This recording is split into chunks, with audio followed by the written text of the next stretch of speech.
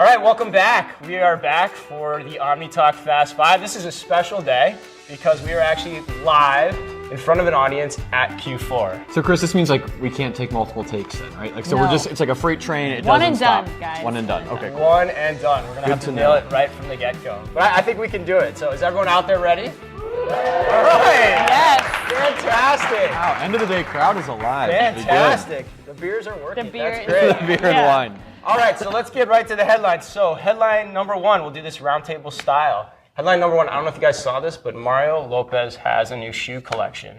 Yes. Perfect. Slater. And I'm totally kidding. There's no way that's number one, but it is true. It was a headline this week, but there's no way we're going to spend any time on that whatsoever. So the real headline, number one, if you didn't see it, Amazon actually opened up a store. Amazon Fashion opened up a store on Baker Street in London this week, okay? It's an interesting store. It runs for, was it 5 days? Yeah, the 23rd to the 27th. Right. And it's going to change over 3 times, all right? The first 2 days are, I think it's, fitness is in the middle. The last few days is workwear, streetwear. So anyway, the assortment changes over. And the idea, they're going to have brands like Levi's and Puma and things like that in the store. And it's going to work just like GH Labs. So basically like what we showed a couple weeks ago. If you guys haven't seen it down in Mall of America, check it out. But the way that experience works, you go in with your Amazon app and there's smile codes next to all the product. You scan it and then it gets delivered to your house. So Amazon for the first time is moving into the fashion business in a very interesting and experimental, quote, pop-up, as we talked about at the conference, way. So what do you guys think? I guess I'll dive in here, and I know you have probably a comment. Amazon's been trying to get into fashion for a long time, right? Like we've been talking about fashion for so long, and I know personally I've had that secondary Amazon fashion cart sitting in my shopping cart that I notice every day that I haven't actually checked out on. And I think it's interesting is, you know, with this new job, I got to buy a bunch of new shoes because all our clients are shoe companies. But the point is though, I'm not confident enough in the Amazon platform, which is unique, to actually purchase clothing from there right now, or shoes, right? I've purchased a lot of basics, which I think is another conversation we won't get into today. Love that. Your like, white tees. What? Yeah. See, rotted. White Wow, tees. good memory. sweatshirts. But I think it shows that Amazon's looking at physical retail for a way to supplement these really hard to get sections, or verticals, really, in clothing and style and fashion. So I'm pumped by it. I think it's just the start, and I think they're going to expand physical footprints like this to dive into the fashion market more and more. Yeah, I totally agree. I think, you know, the thing that kind of came across loud and clear for me is watch out story, because Amazon is doing this in 1 week, 5 days. They're turning the store over 3 times. They're not just turning a store over, they're also doing live events. They have yoga in store. They're having DJs come in store. Like there is an entire theme. So we'd see like Story or even traditional retailers are doing this like calendar year of January and February is, you know, cleaning house and fitness. And, you know, there's this seasonality to retail. And now they're condensing that into 1 week. So it's like game on, people. As Macy's Amazon boasts is doing it again. mobile point of sale, Amazon comes in 12 hours and just completely takes care of Totally. business. Yeah, I mean, it's a totally different way of doing retail, right? I mean, so in a sense, you have the operating system so that anyone can stand up any experience. To me, it's not even so much retail. It's almost like a new way of product placement. So, hey, brand, you want to stand up this thing in our store? Sure, you can have this day. Do all the work, get it in there. We'll give you the system for commerce to make it happen, and boom, you're done. You're ready to go. I think it also brings a new workforce into this that, you know, coming from a marketing and advertising background, you think about the people that are involved in things that are going away, like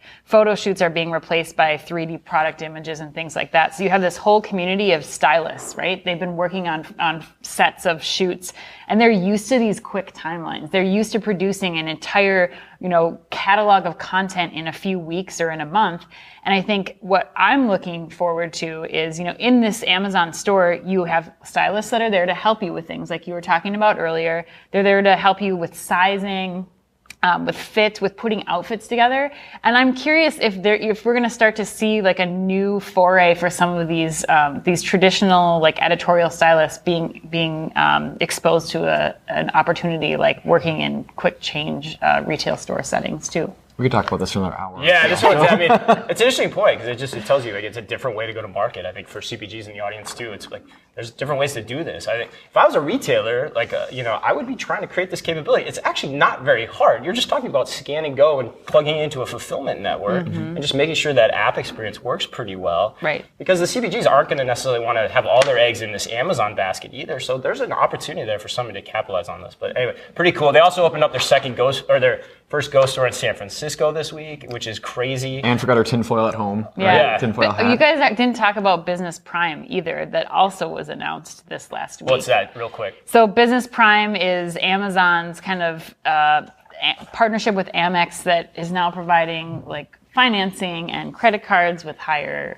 limits for small businesses. So now they're going to be a financing organization for small business. Why not? The Amazon drug just keeps getting stronger. It's going to be Jeff crazy. Bezos, And the I most love powerful it. drug dealer in America. That's There right. you go. As seen on Forbes. All right, Carter, you want to take us to the next one? I think Anne's taking number 2. Oh, is Anne doing Anne. number 2? Yep. All right, Yes, perfect. because it's about Alibaba, and you know that I love me some You do love some Alibaba. China retailers. So Alibaba talked about their plans for Single Day. So they actually kicked it off just this last weekend. And so Singles Day, it's November 11th, 11/11. Not to be confused with the other Singles Day that we Right. came across while researching this story. Which I don't talk about in public. Yeah, we won't go down that path. But, we talked about it today. Maria mentioned it in her presentation. Singles Day last year did $25 billion in sales. And just to give you a sense of the context of that, last year for Black Friday in the United States, we did only $5 billion in sales in one day. So just to kind of give you a sense of the magnitude of what these retailers, both JD and Alibaba, like what this means and what this means for the US retailers. They also have 180,000 brands participating. This is the 10th anniversary of Singles Day. And the first Singles Day had only 27 brands. So again, they're increasing the magnitude of what they're putting out for this very special holiday.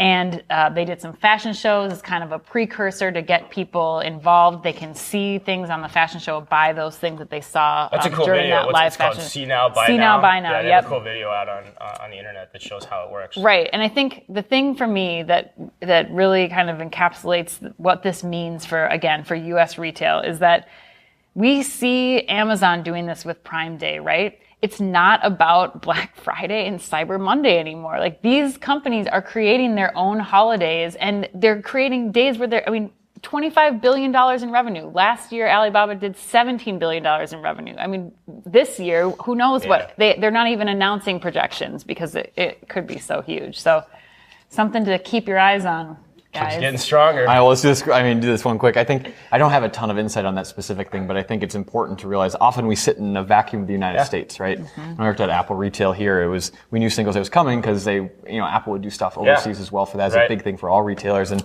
I think we just sometimes forget that there are gigantic earth-moving events like this that aren't happening between, Miami and Seattle, right?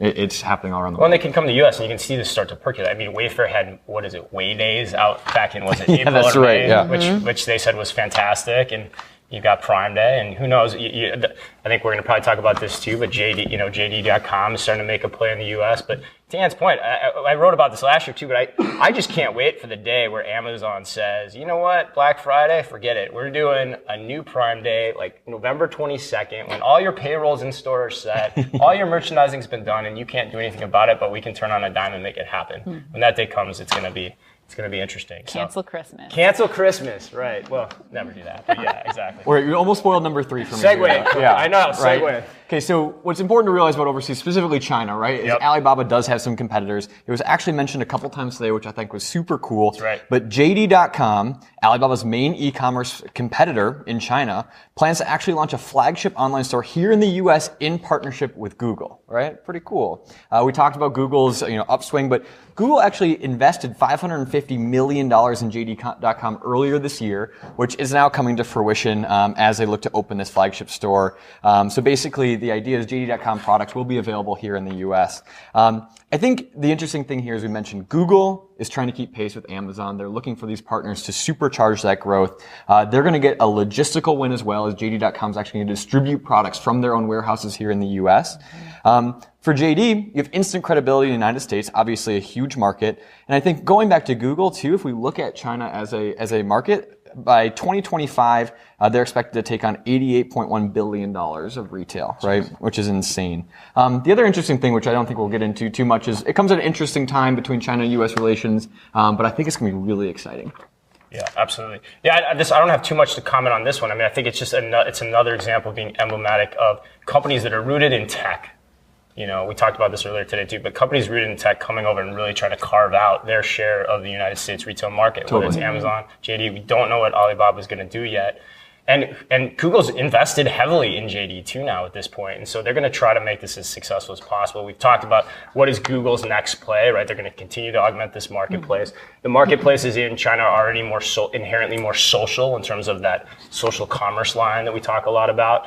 So it'll be interesting to see how they can draft off the successes there. God knows still what could be done physically with the right type of fulfillment capabilities and knowledge that JD might bring to the table once it gets established overseas. And Google did open they're opening their first hardware store in Chicago. So who knows? The timing just kind of might work out perfectly. Who knows? Google seems to be thinking about retail a lot more than they ever have in the past.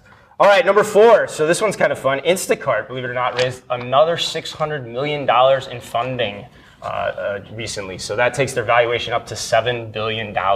Just 6 months ago, they raised money as well, and that valuation was $4 billion, okay?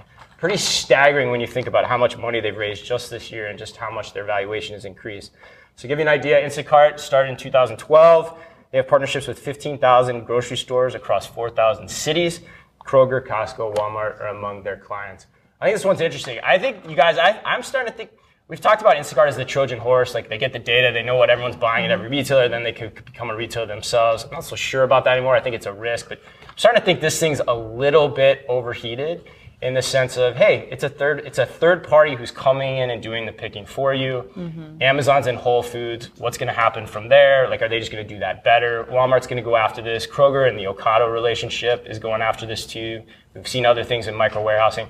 I have to think over time there might be better solutions, more cost-effective solutions to this. So this is another example. We've talked about brands in the past, other companies. Like, starting to wonder if the valuations are getting a little inflated on this one too. Yeah, absolutely. I think, my question is, are you seeing brands go to Instacart because they have to do it? You can't be in the grocery business right now or in the big box retail business and not be competing somehow. It's your only option currently. Exactly. So you're looking at partnerships with people like Shipt, like Instacart. I think what I'm curious about is, how long do you let somebody else, we talked about this earlier, but how long do you let somebody else maintain all of that customer data before you say, like, okay, we'll do this for the interim as like a Band-Aid for the solution, but then we have to bring this in-house because that data is so valuable. I just don't see that as a long-term solution. So I kind of think Instacart may be more of a flash in the pan. Yeah. They're maximizing on the situation right now. That's interesting. Yeah, well, I mean, in your notes here, they talk about doubling the engineering team. I just wonder kind of what else is in the pipeline for them and what else they're planning to do. And I couldn't agree more. It's like a Band-Aid, a really easy way to take care of this now necessary, add-on to whatever your business might be. But I do think it's overheated. You see everyone from Walmart and all those other people, those big players taking it in-house and figuring out ways to do it without third-party partners like this. And I guess the question is the Band-Aid big enough and plentiful enough to sustain Instacart and at the valuation that they're claiming to be at? Yeah, it's interesting too. I feel like we've seen this experiment before in terms of just like wholesale and grocery, right? Like, people will, to your point, people will start out their grocery experience maybe using wholesalers, and then they'll start bringing everything in themselves. Sure. And even the threat or the potential added, amount in the valuation around Instacart being their own grocery, that's a hard thing to do. I mean, look at SuperValue. SuperValue's business almost just became wholesale because that's what they ended up being the best at. But that didn't make them necessarily a better grocer over time. So, it'll still be, even especially if you're spending all your money on engineering, it's going to be hard to pivot that into retail. So I don't know. It seems like we're unanimous. Everyone feels a little overinflated, or it feels like it's a little overinflated. Carter, you want to bring us home? Yeah. Number So 5? from the big giants to the small entrepreneurs, Shopify opens a brick and mortar space in Los Angeles. So Shopify has opened a store for entrepreneurs entrepreneurs in LA, where there are already over 10,000 merchants in the city alone, and 80,000 people, 80,000 companies using Shopify in California, right? So a pretty big number. The store is meant to be a physical embodiment of the company's years of experience, helping small businesses really achieve what they need to do online without the burden of investing into entire ecosystems, which is really cool.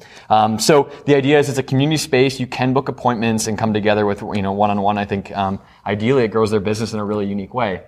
For me, I love this move. I think if entrepreneurs do, I think the not obvious point of this whole thing is that Shopify wins when you have a bunch of new businesses starting and they start selling a lot of stuff, right? So they win when entrepreneurs, start and grow. And if this is a way for them to do that in one of their hottest markets and say, all right, 10,000 customers, we're here, but also the 10,000 more that might come in the next 5 years. I mean, we had a great session today talking about how this young generation is all about entrepreneurship.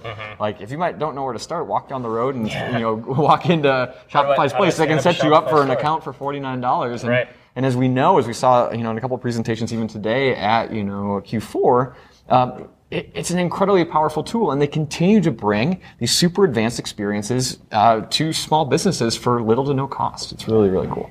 Yeah, and there's no sense recreating the wheel on e-commerce at this point. People have figured out what works. Right, and I think that it's not just the young entrepreneurs. I think what you might be forgetting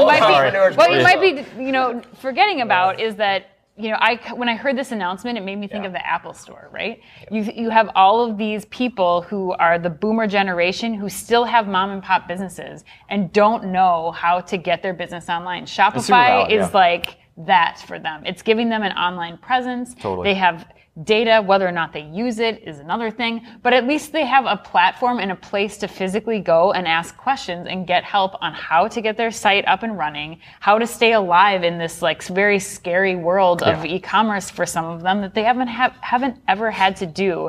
And so I think I love it, and I hope that this test, they're picking a great location for it, based in LA, with all of the people that are, all of the style businesses especially that are based there, that will be utilizing this space. But I think expansion for this concept, put these in malls all over the place. Totally. It's your next Apple Store. So you're all in, both of you guys. I'm all about it. We did a Shopify meetup. Remember we did? Well, that's what made me think of this. We facilitated that panel at that meetup, and there were 250, 300 people crammed into this room downtown Minneapolis, which was not easy to get to at 5 o'clock at night, just learning how to use Shopify and talking about Shopify. It was fascinating. The other thing that I think is interesting about this too is when you think about what they are for online, what will they start to experiment within that space in terms of physical commerce too, so that they can start to learn and understand how their tools and their resources can be used not just in online, but then to help those merchants over time start to do business in a physical space too, a la what we talked about with Amazon at the very beginning. Who knows if that's part of this plan? But if it was me, it would be, because I think that's really they're set up to be the perfect technical partner for... Totally. Why would you want to shift over everything? They will have space set up too. They kind of downplay, it is supposed to be this kind of co-working space for the entrepreneurs to kind of connect with one another, but they do have space to set up physical shops to kind of do a demo. Soup to nuts tutorial of here's how you do your physical merchandising, and then here's what the digital representation of that looks like. It's very cool. Very cool. Wow, this may be my favorite week in terms of stories. Those were some really hard, impacting stories. Not counting Mario Lopez, of course. But anyway, all right. So we're gonna bring back something we haven't done in a few weeks, just given logistics. And so, Dan Fawn, if you don't mind, would you bring us back to how millennial are you? Yeah, so how millennial are you? This is a question that's a little interactive, so I want you to grab your phones. Oh, my phone's I don't have mine. I already failed the test. Most of us have our iPhones, so Carter, I'm tethered to this chair. So do I win? Am I more millennial? If you have a phone on you right now, you're millennial. The question actually is, do you have the actual phone app? So the thing that you use to call on your home screen or your dock. Okay. Your home screen or your dock. So we'll do this on trust, okay? Pinky swear. All right. Carter.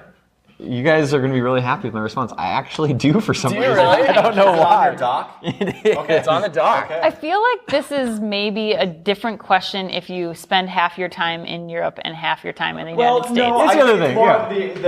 It goes back to the statistic, or just the fact that millennials don't like to talk on the phone. If someone calls me, or if a friend calls me, or if I call a friend, I might call a friend actually, they won't pick up, and literally within 10 seconds, they'll text, what do you want? Right? Right. The only person that leaves me voicemails is my mom. Right.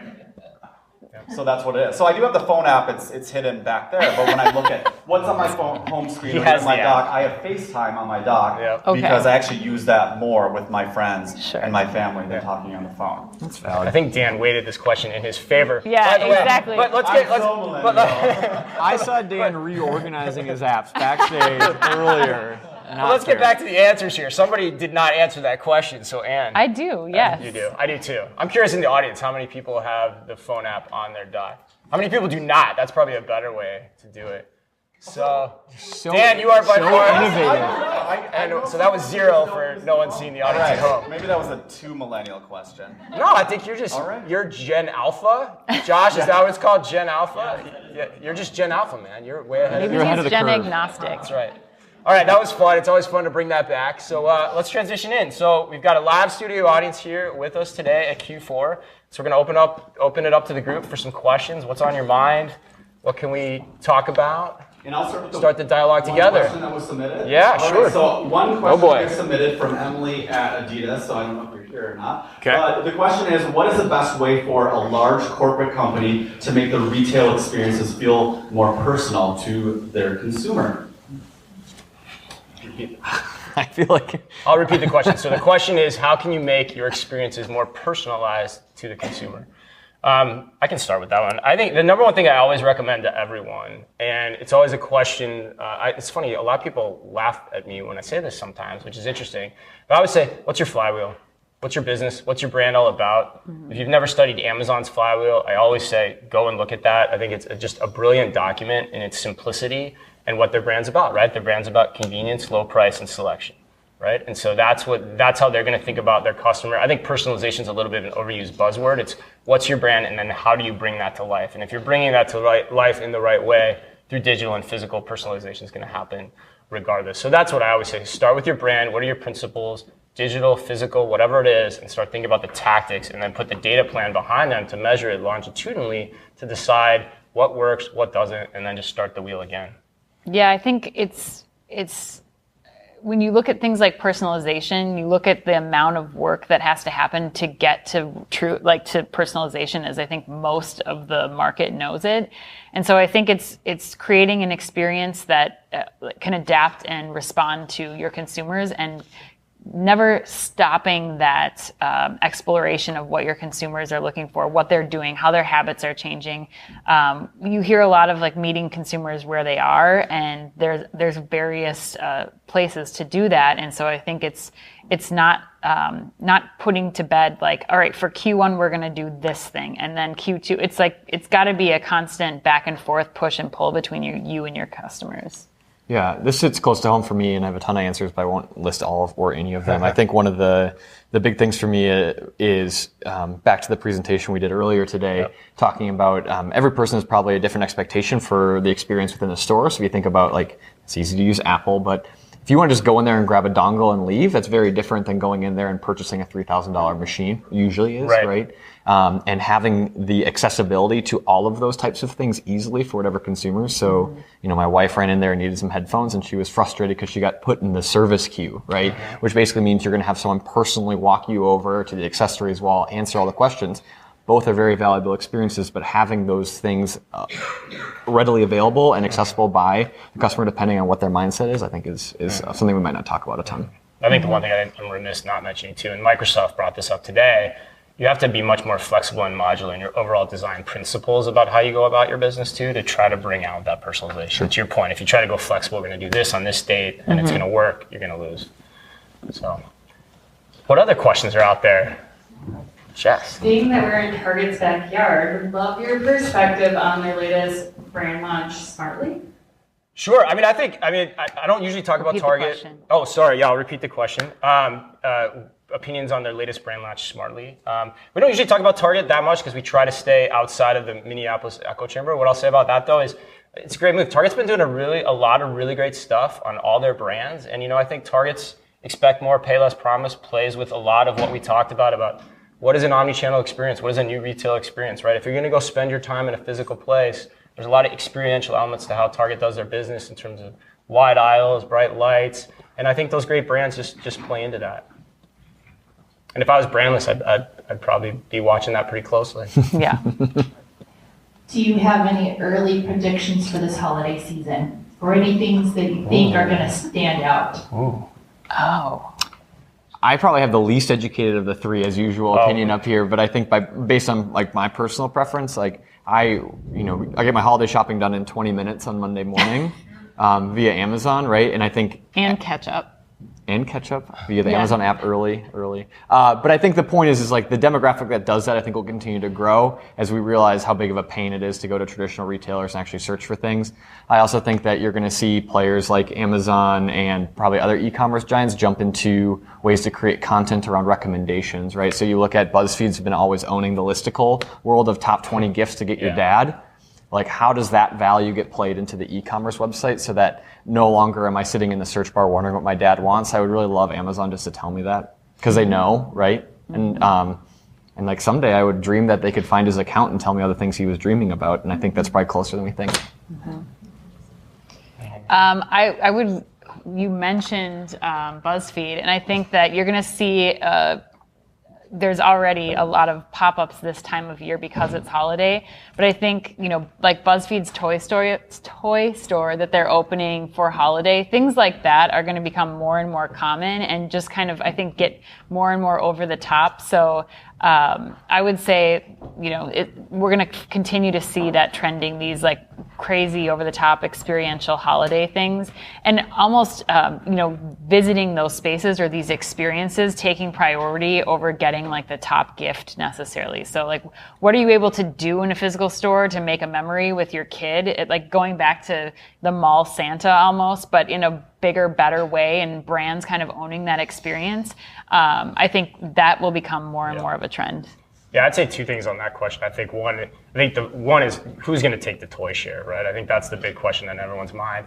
And I don't know so much that it's as interesting this year to me as it is next year, because I don't think necessarily the retailers, given just how much of a creature of habit they are, they've had enough time to prepare for it adequately. Amazon maybe has, so we'll see what they do.